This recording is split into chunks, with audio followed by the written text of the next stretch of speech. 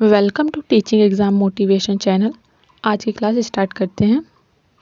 Question 205, सीखने की मात्रा तथा समय के संबंध को चित्रांकित करने वाली वक्र रेखा कहलाती है अधिगम वक्र। 206, जब कोई बालक सीखने को तत्पर होता है तब वह चीज़ों को जल्दी से सीखता है। यह थॉर्नडाइक के सीखने के किस नियम के अंतर्गत आता है? तत्परता का नियम। 207, सीखने के किस सिद्धांत के अंतर्गत व्यक्ति संपूर्ण परिस्थिति के प्रत्यक्षीकरण के आधार पर सीखता है?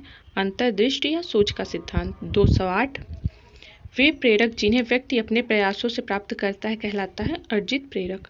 209, अधिगम, धारण, पुनः स्मरण तथा पहचान आदि प्रक्रियाएं आती हैं स्मृति के अंतर्गत। 210, वह प्राप्तांक जो किसी प्रदत्त को दो बराबर भागों में बांटता है कहलाता है माध्यिका।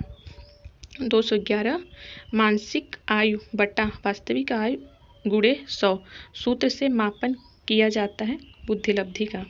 212, शारीरिक रचना, बुद्धि, रुचि, व्यक्तित्व आदि में एक व्यक्ति का दूसरे व्यक्ति से भिन्न होना कहलाता है वैयक्तिक भिन्नता। 213, संज्ञानात्मक क्षमता की कमी से व्यक्ति को कठिनाई होती है बौद्धिक विकास में। 214, सिगमंड फ्रायड द्वारा प्रतिपादित व्यक्तित्व विकास के सिद्धांत को कहा जाता है मनोविश्लेषणात्मक सिद्धांत। 215, मैकडूगल ने कितने प्रकार के संवेग बताए हैं? 14। 216, जन्म से 5 वर्ष तक की अवस्था कहलाती है शैशवावस्था। 217, जिस प्रकार शारीरिक विकास के लिए भोजन का महत्व उसी प्रकार सामाजिक विकास के लिए शिक्षा का कथन है ड्यूवी का। 218, विकास को प्रभावित करने वाला कारक है बुद्धि। 219, टोली की आयु कहते हैं बाल्यावस्था को।